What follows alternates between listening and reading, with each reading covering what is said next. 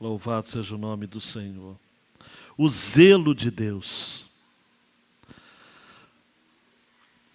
Na quinta-feira passada eu disse que o não terás outros deuses diante de mim. A ideia do original diante de mim é na minha presença, na minha face. Eu trouxe para vocês o comentário que Calvino faz, que é como uma mulher desavergonhada que insiste em trair o seu marido para ele ver, né? Essa é uma imagem assim muito grotesca, mas que representa esse não ter outros deuses diante de mim. Está no contexto de adultério, de prostituição espiritual. O segundo mandamento, a gente pode seguir essa comparação, só que ir mais a fundo, reforçando que um Deus ciumento, um Deus que ama de modo leal, não admite dividir a sua glória com ninguém. Assim como o marido que ama e que é leal, não admite dividir a sua esposa com ninguém. É uma ilustração meio que no contrassenso. Você imagina um esposo dizendo para a esposa: olha, eu te amo tanto, mas não importa, eu não me importo se você me trair. É uma loucura na cabeça, né? Então o nosso Deus nos ama tanto que Ele não admite também que nós o traiamos.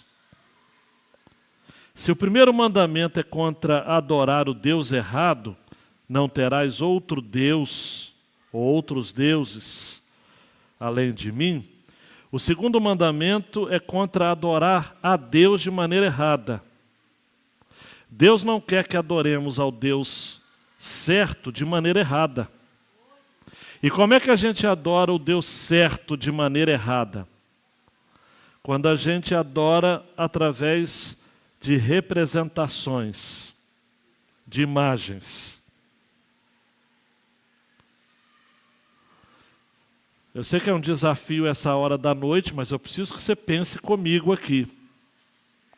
O nosso Deus não é um Deus que nos pede para que o vejamos. É o Deus que nos pede que nós lhe ouçamos. Ouve, ó Israel. O Senhor é o único, nosso Deus é o único Senhor. Deuteronômio. E Deus falou estas palavras. Êxodo capítulo 20. No princípio era o Verbo. E o Verbo estava com Deus e o Verbo era Deus. Deus fala. Em nenhum momento nas Escrituras Deus se revela de uma forma humana, admitindo culto para essa imagem. Eu sei que a sua cabeça está fervilhando agora. Mas nós tivemos manifestações de Deus, ou de anjos de Deus no Antigo e no Novo Testamento. Sim, tivemos. Mas em algumas delas, quando não era o próprio Deus, nenhum anjo aceitou receber adoração.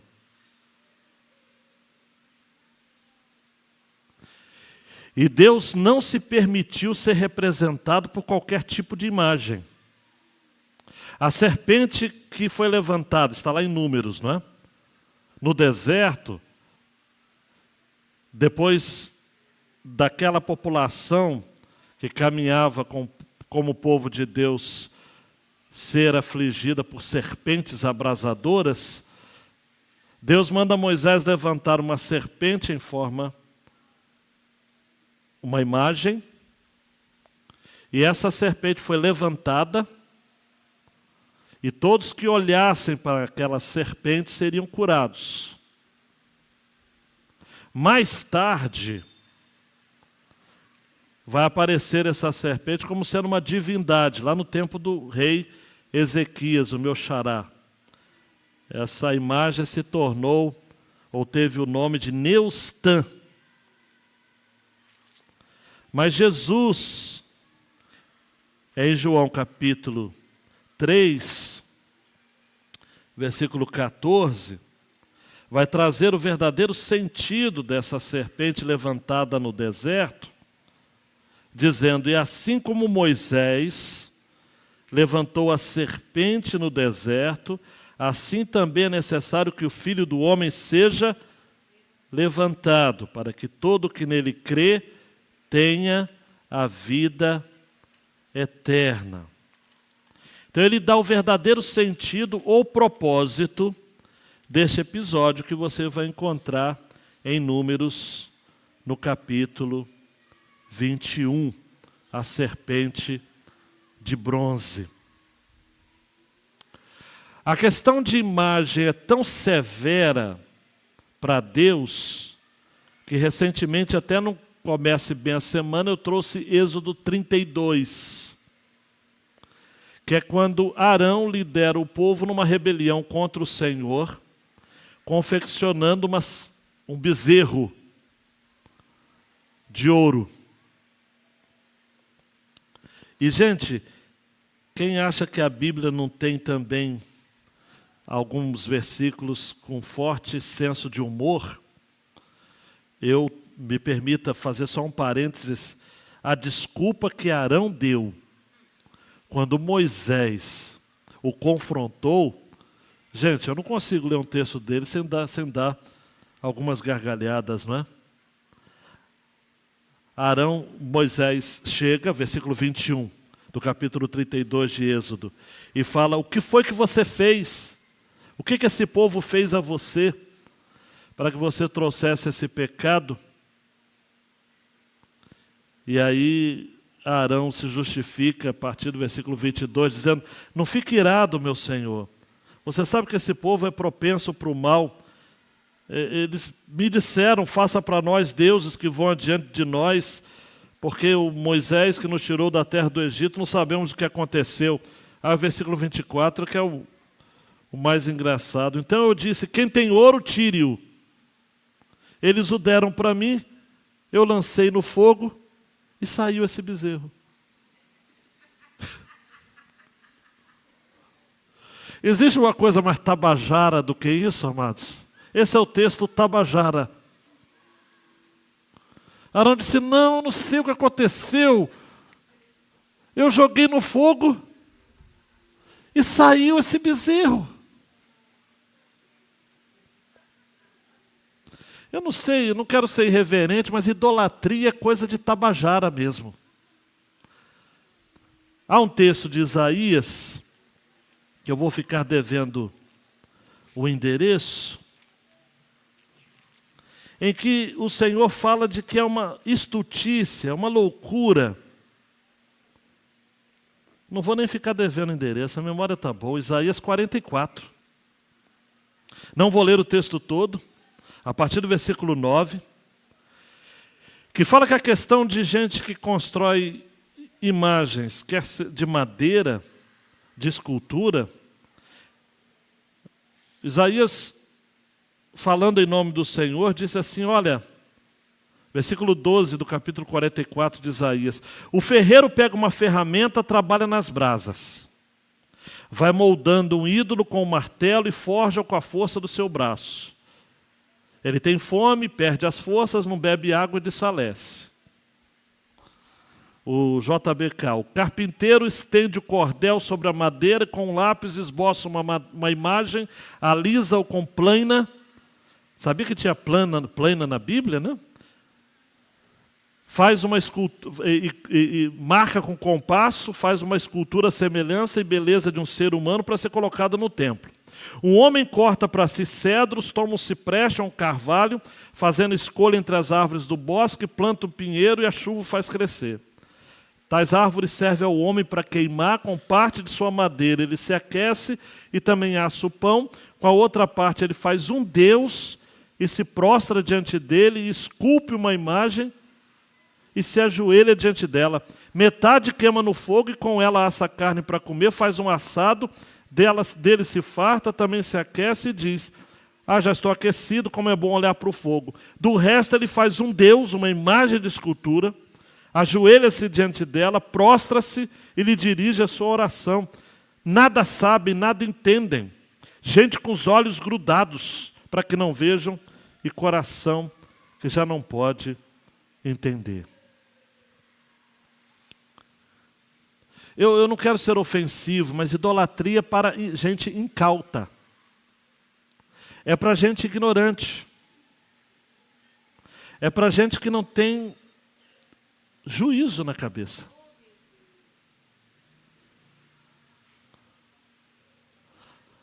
O mandamento é claro. Parafraseando um comentarista de arbitragem, se a regra é clara, está aí. Êxodo 20, 4-6. Não faça. O que o texto está dizendo, gente? Não faça. Para você, imagem de escultura, nem semelhança alguma do que há em cima no céu, nem embaixo na terra, nem nas águas debaixo da terra. Para ficar ainda mais claro, porque o nosso Deus é um Deus claro. Não adore essas coisas. Para ficar ainda mais claro. Nem preste culto a elas, porque eu, Senhor, seu Deus, sou o Deus zeloso, que visito a iniquidade dos pais nos filhos, até a 3ª e 4ª geração daqueles que me odeiam. Isto é, se toda uma geração persistir odiando a Deus, mantendo-se idólatra, essa maldição vai prosseguir. Porque é uma atitude do coração do homem. Não é que Deus tem prazer em amaldiçoar. Ele diz aqui, eu visito a iniquidade dos pais nos filhos até a 3ª e 4ª geração daqueles que me odeiam. Isso aqui não tem nada a ver com aquilo que o pessoal chama de maldição hereditária por aí.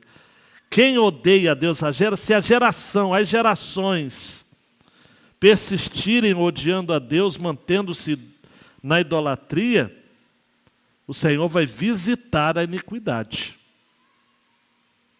Porque a idolatria é iniquidade. A idolatria é rebelião contra o Senhor.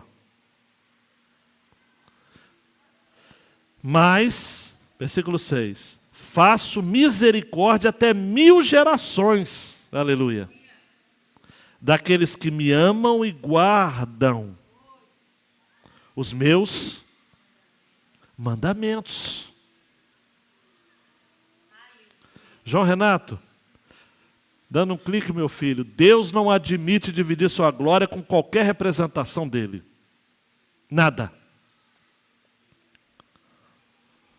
Qualquer representação dele. Eu sei que esse é um assunto, amados, que alguns insistem em fazer confusão. E aí entram em algumas questões que eu não vou entrar aqui nem sobre tortura. Por exemplo, uma peça de teatro em que alguém representa Jesus é a quebra do 2º mandamento?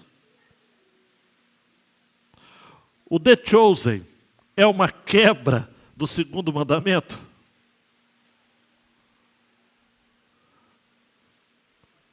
Se você assiste o The Chosen ou uma peça de teatro que tem um Jesus sendo representado de joelhos, adorando aquele personagem, você é um idólatra.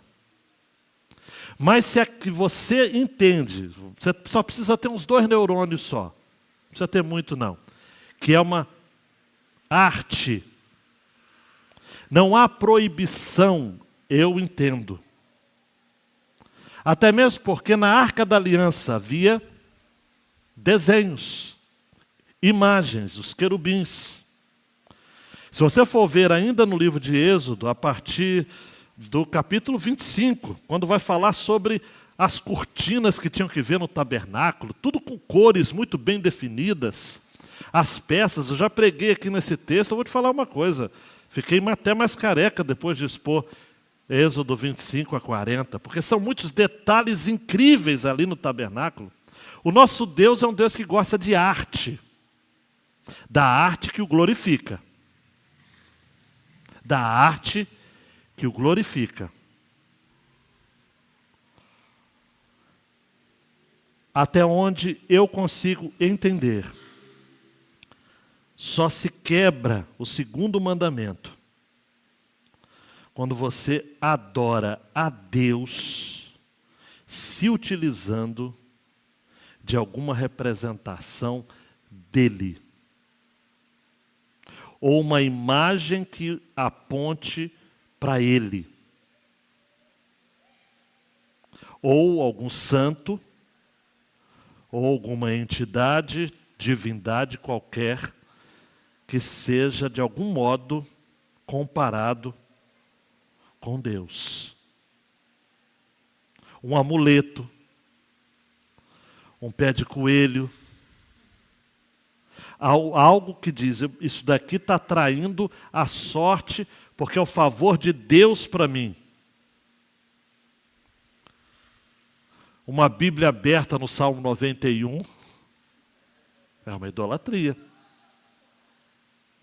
Você quer dizer que você está sendo abençoado por Deus, porque aquela Bíblia que está capaz, na amarela de poeira, está lhe trazendo algum tipo de bênção?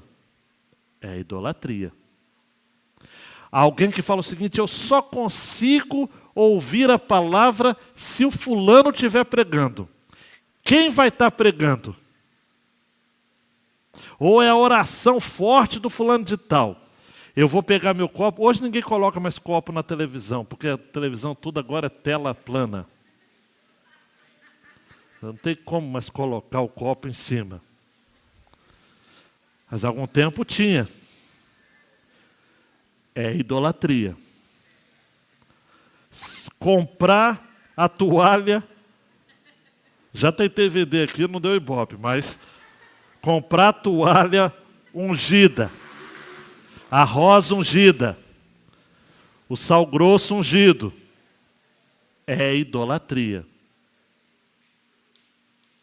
Por quê? Porque você está evocando forças, saberes de Deus, poder, e atribuindo a um objeto, a algo que diz respeito a Deus. Calvino diz assim: no primeiro mandamento, Deus deixou claro quem era o verdadeiro Deus. E ele ordenou que somente ele deve ser adorado.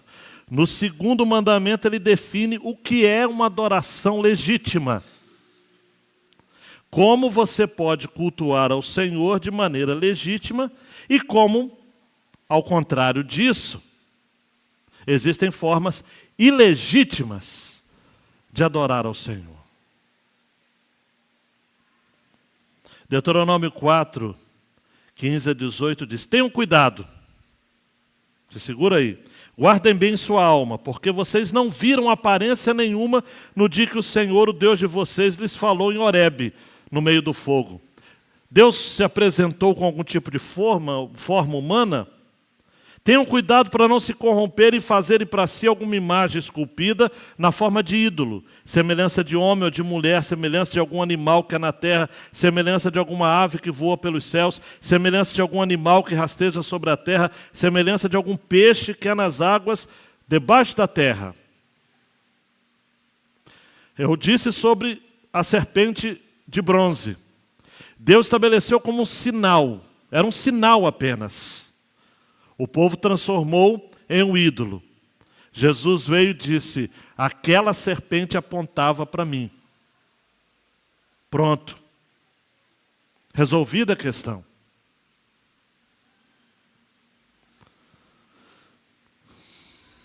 Talvez você tenha alguns ídolos que o Senhor vai revelar ao seu coração. Fui pregar um dia numa igreja, que não digo qual é, nem por tortura, e o pregador e o pastor da igreja diz: cuidado, hein? Você vai pregar no púlpito que pregou fulano de tal há quase 100 anos atrás. Aquele móvel era um ídolo. Dentro de uma igreja baptista.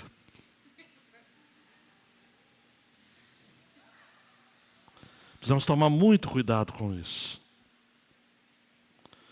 Deuteronômio 27:15 diz: maldito o homem que fizer imagem de escultura ou de fundição, abominável ao Senhor, obra de artífice, e a puser em lugar oculto. E todo o povo diz amém, responderá amém, diz o texto. Lugar oculto. Então o ídolo não está apenas em lugar de templo, viável, visível aqui. Não é somente uma questão de altar. Raquel, você conhece bem a passagem, está lá em Gênesis, pegou os ídolos do seu pai Labão e levou-o junto consigo. E Labão foi atrás, o seu pai. E ela se assenta sobre os ídolos.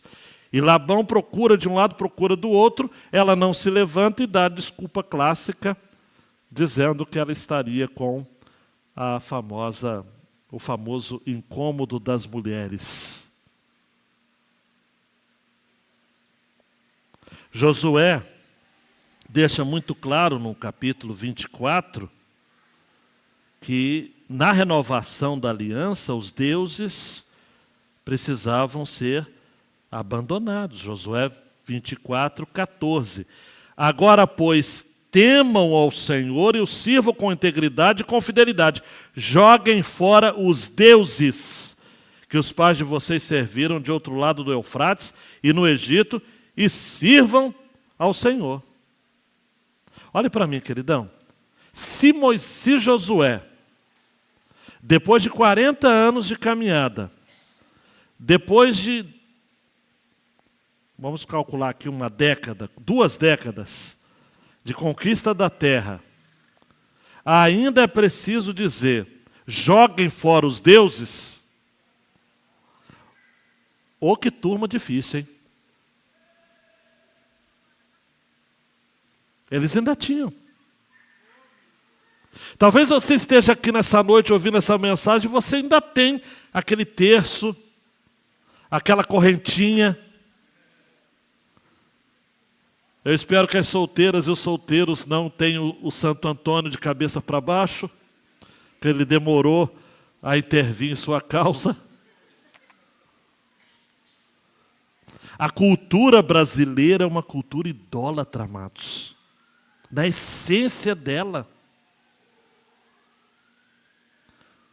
É incrível, amados. Até crentes que já estão convertidos há muito tempo, de vez em quando a gente ouve o Nossa Senhora. Terrível. João Renato, esse texto nos fala claramente, esse texto vou analisá-lo como um bloco. É a fé na incomparabilidade de Deus. Nosso Deus é incomparável. Repita comigo, nosso Deus é incomparável. Se ele é incomparável, o primeiro mandamento tem a ver com o coração, não terás outros deuses. O segundo mandamento tem a ver com as mãos, não farás. É incrível, amados, como a gente tem que colocar o coração, mas tem que colocar as mãos também. Não terás, não farás. Não terás, não farás.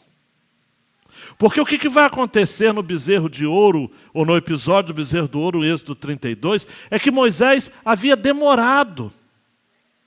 E o povo já disse o seguinte, olha, vou falar o seguinte, Moisés não vem mais não. Vamos colocar uma outra pessoa. Mas que outra pessoa vão colocar? Cara, para a gente não ficar escolhendo aqui no voto democrático quem vai ser o próximo Moisés, vão colocar uma representação. Eu estou dizendo eu. Mas que representação vai ser? Aí eles evocaram, amados, os egípcios que cultuavam animais. E os povos, o Helder e o André vão se lembrar, ao entorno deles, na caminhada do deserto, que cultuaram animais. Abrindo um parênteses aqui, você sabe por que na narrativa do Gênesis, da criação, Deus está criando os animais, Ele cria os animais antes do homem, coloca o homem para governar os animais, Ele traz os animais para Adão dar o nome. É ele que... Por que há esse controle, essa soberania de Deus sobre os animais? Porque os animais não foram feitos para ser adorados, amados. Você ama o seu cachorrinho, aquela cadelinha que você adotou com todo o seu coração, mas ele não pode ser adorado. Não pode. Não pode.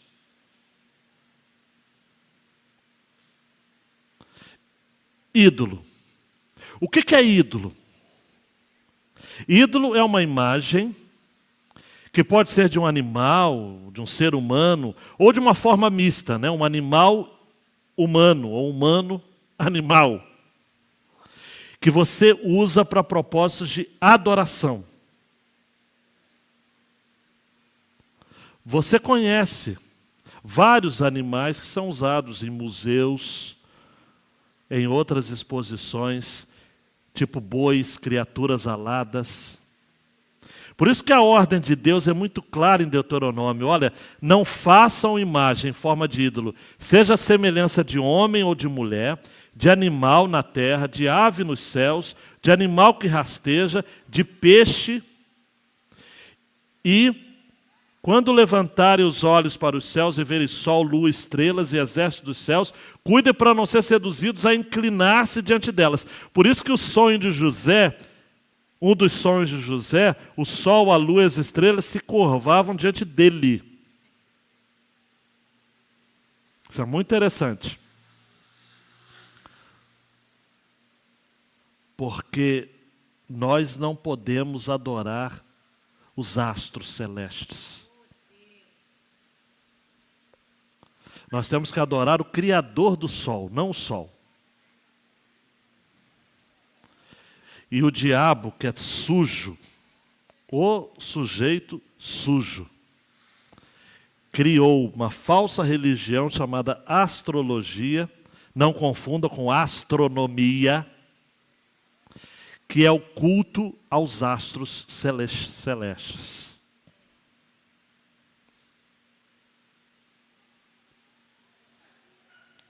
Deus não pode ser representado. Evocando Calvino novamente, ele diz assim: a verdadeira imagem plena de Deus não pode ser encontrada em qualquer parte do mundo. A sua glória é profanada, a sua verdade é corrompida pela mentira, sempre que ele é representado ou apresentado aos nossos olhos de uma forma visível. Projetar qualquer imagem de Deus é em si mesmo ímpio, porque por essa corrupção a sua majestade fica adulterada e ele é imaginado diferentemente do que ele é na realidade.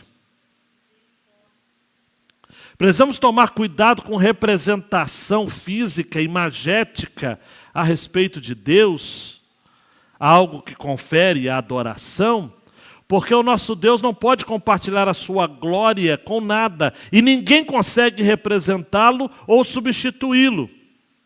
Kevin DeYoung vai dizer: Deus é um ser para si mesmo, Ele é o ser, e a sua glória não pode ser capturada em uma representação, imagem ou forma. Agora, por que as pessoas fazem ídolos então? Preste atenção. Porque Deus é invisível. Está comigo? As imagens são visíveis. Através do que é visível, o homem encontra segurança. E é muito mais fácil dominar o que é visível do que o que é invisível. De sorte que um Deus que é visível pode ser alterado, modificado e manipulado. As pessoas controlam os ídolos. Só que o nosso Deus não admite ser controlado por ninguém.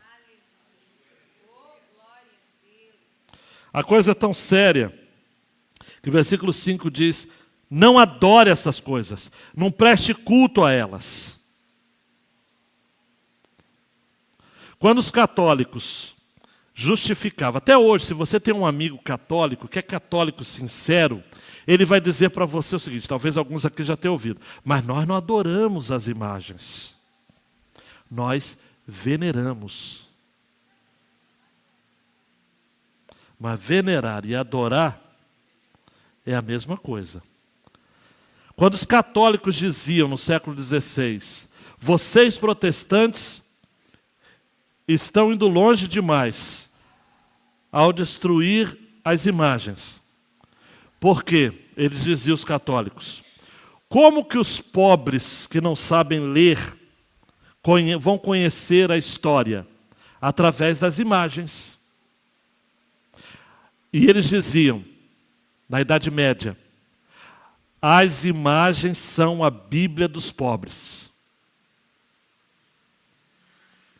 O que os reformadores respondiam a esse argumento? Tudo bem.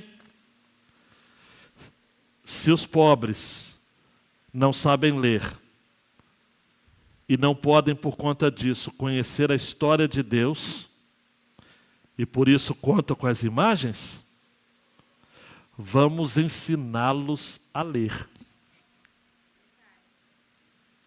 Por isso que os protestantes foram responsáveis pela maior revolução educacional da história da humanidade. Lutero defendeu e empreendeu o ensino gratuito a todos na Europa. O primeiro livro impresso por Gutenberg no século XVI foi a Bíblia. Era muito comum no Brasil, colônia, aqui, você ter o templo que servia de escola.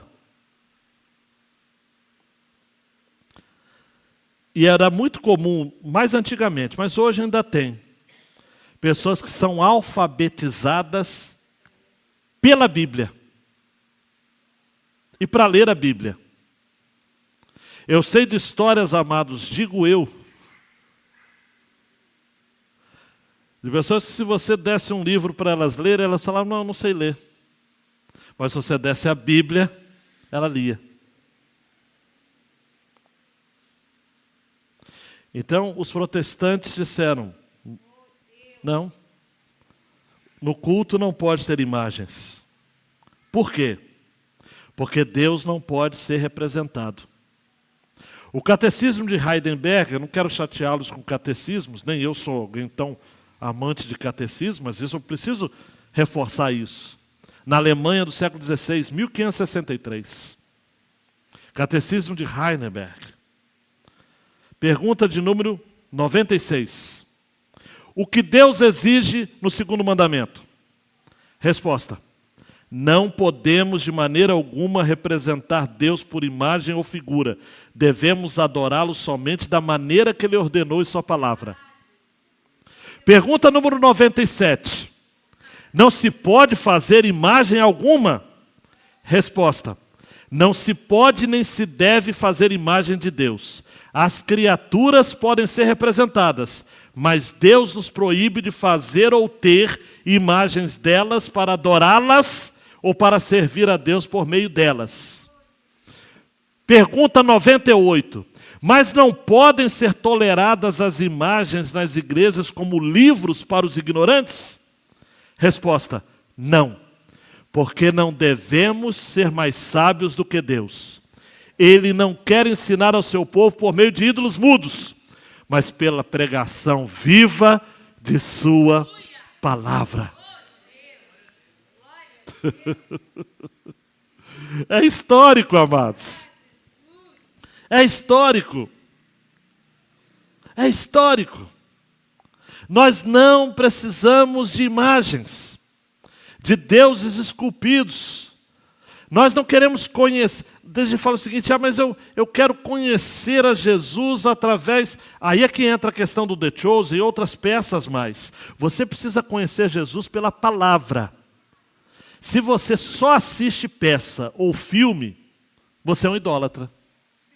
Olha só, eu tive que falar.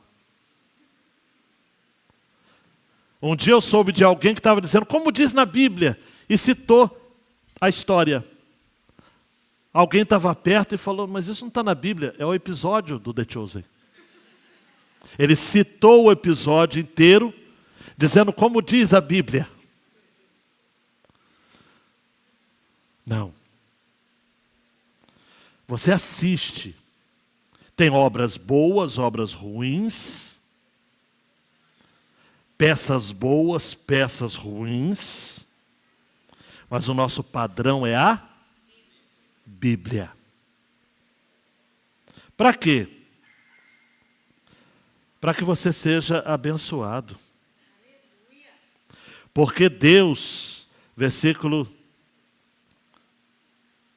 5, é Deus zeloso. Ele visita a iniquidade dos pais nos filhos até a terceira e quarta geração. Entenda corretamente aqui, olhe para mim. Deus não está de maneira alguma representando ou apresentando a maldição como se fosse algo assim, maldição hereditária.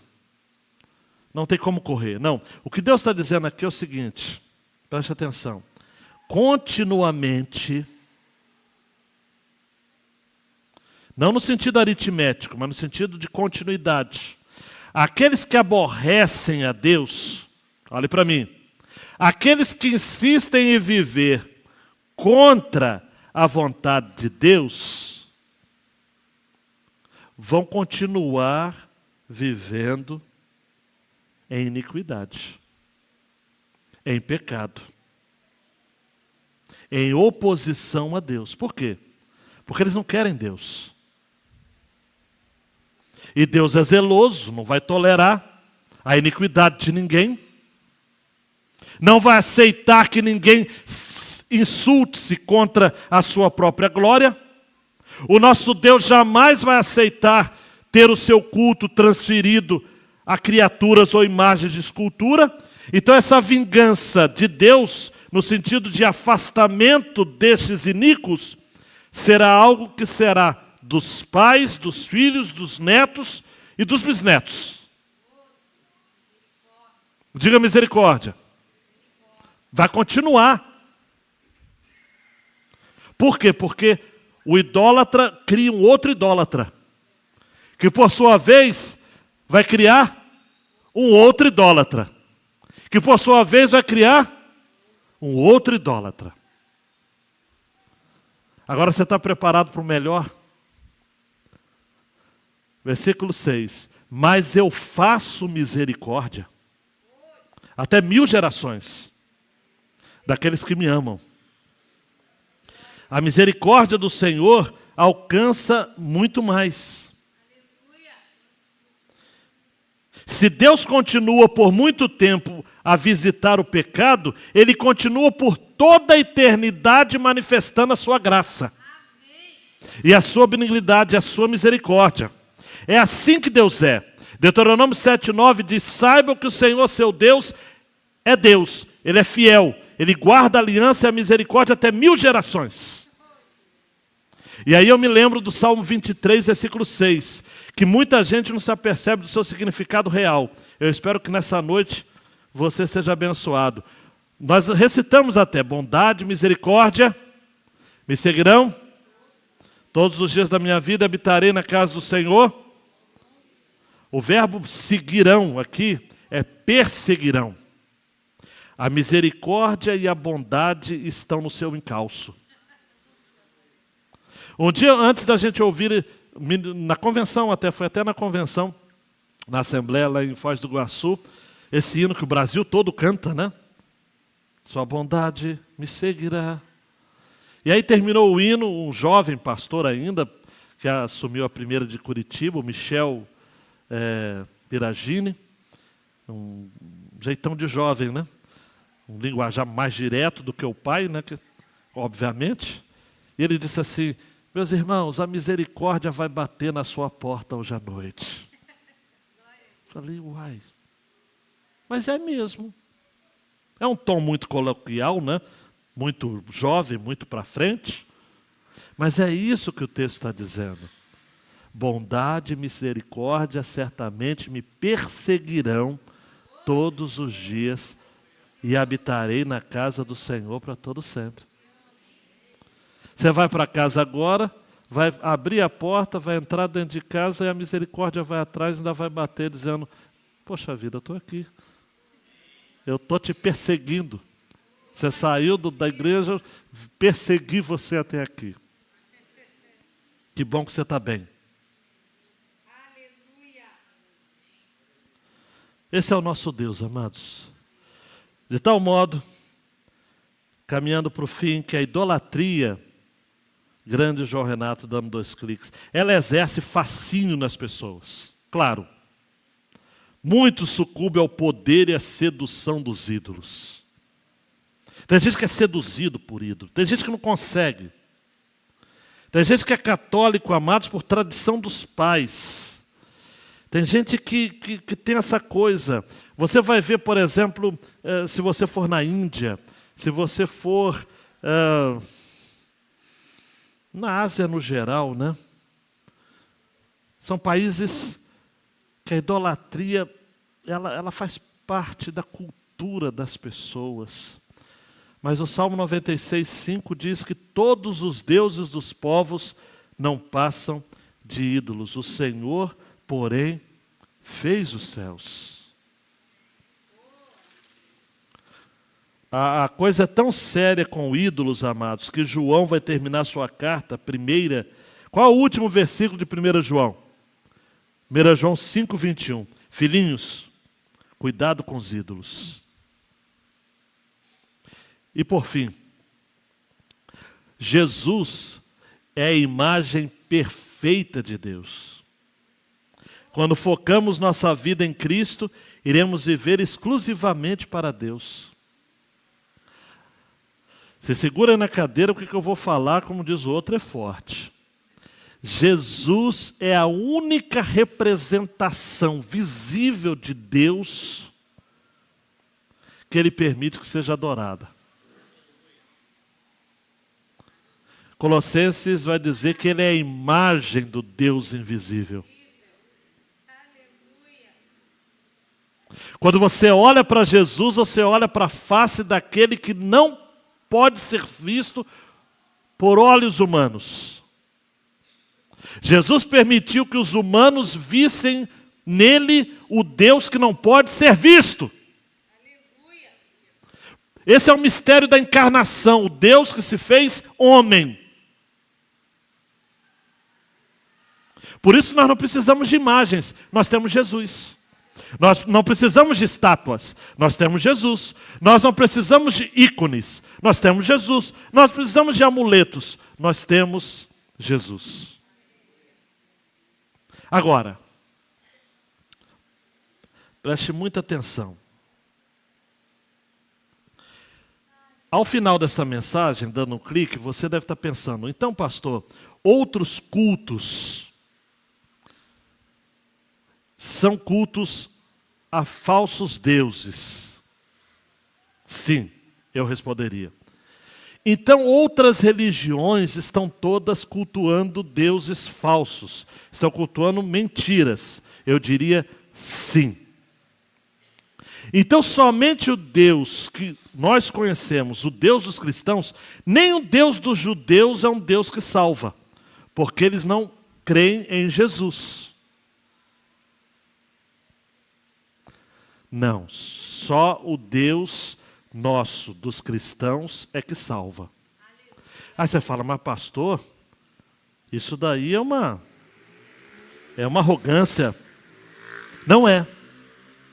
Aí eu quero só fazer um exercício rápido. Eu sei que, pastor, mas pensar muito agora é, se o nosso Deus tivesse um outro plano para salvar a humanidade, que não fosse entregar o seu único filho para morrer por nós, e mesmo assim ele enviasse esse filho para morrer, ele seria um Deus cruel. Então, se ele proporcionou salvação unicamente pela morte do seu filho, ou aquilo que cremos, que só Jesus Cristo salva, é verdade, ou nós temos que admitir que o nosso Deus é cruel. Eu vou ilustrar isso para você ir para casa com a cabeça quente. Eu já ouvi essa ilustração há anos atrás, mas é um curta-metragem. Imagina essa cena do seguinte: o pai trabalha como maquinista de uma ponte. É responsável por subir e descer a ponte que permite que navios e trens passem em determinados horários. Certo dia, ele estava com o filho dele na ponte. Enquanto o filho brincava do lado de fora, ele percebe que um trem está se aproximando. O trem estava 1 hora adiantado. A ponte estava suspensa. O menino brincando entre os trilhos ali. E o pai, na cabine, vê o seu filho nos trilhos, a ponte suspensa, e ele tem uma escolha ali para fazer. Ou ele salva centenas de pessoas no trem, baixando a ponte, e, consequentemente, matando o seu único filho, ou ele mantém a ponte suspensa, mata centenas de pessoas e preserva a vida do seu filho. No documentário, no curta-metragem chamado Most, mais de 10 anos atrás, ele toma a decisão de matar o seu filho. Ele chora, grita, golpeia a parede,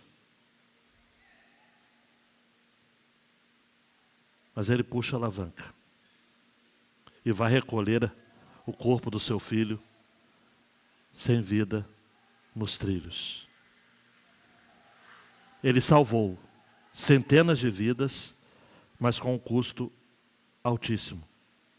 Ele matou seu próprio filho. Agora, Fabiano, imagina o mesmo cenário. O menino está ali nas engrenagens, o trem está vindo, mas o pai tem 2 alavancas. Uma para baixar a ponte e matar o filho, e outra para alterar a rota do trem, para ir para um outro conjunto de trilhos.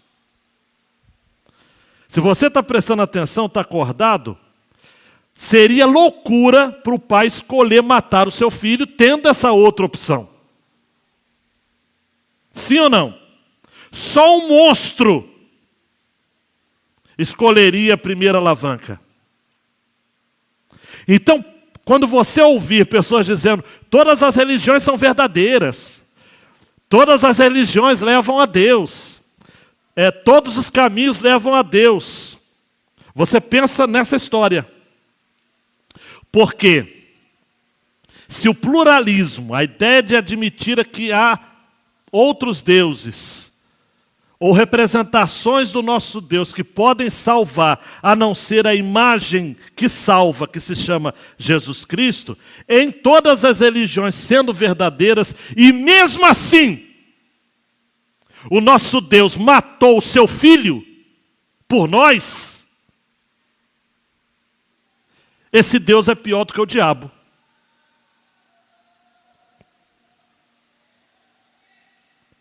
A nossa redenção só se justifica num padrão de amor leal, se de fato for verdade aquilo que a palavra de Deus diz. Isaías 42, 8. Eu sou o Senhor, este é o meu nome, não darei a mais ninguém a minha glória, nem a minha honra às imagens de escultura.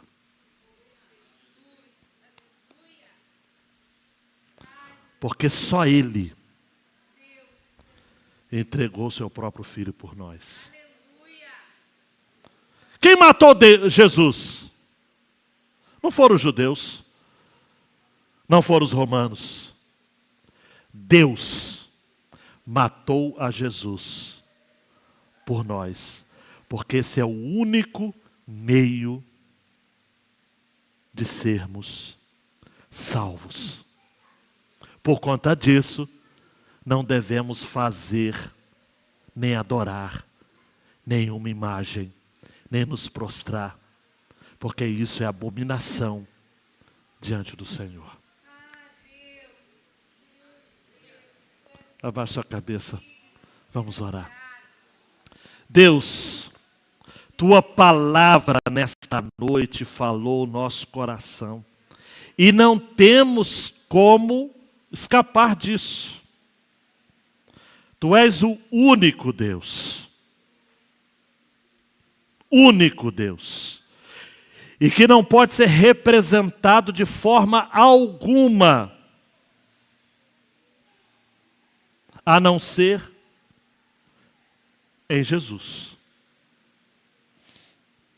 E por conta disso, quem aqui tiver um passado de idolatria, precisa hoje dizer: eu rompo com isso. Porque de agora em diante, eu vou adorar somente ao Deus revelado em Jesus.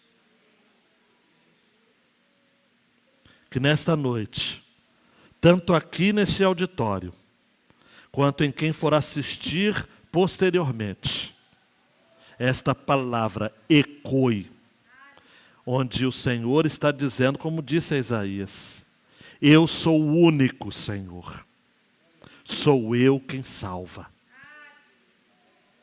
Ele é o único que nos salva. Que o Senhor complete, afirme, confirme esta palavra em nossos corações, em o nome do Senhor Jesus. Amém. Ore silenciosamente, queridão e queridona.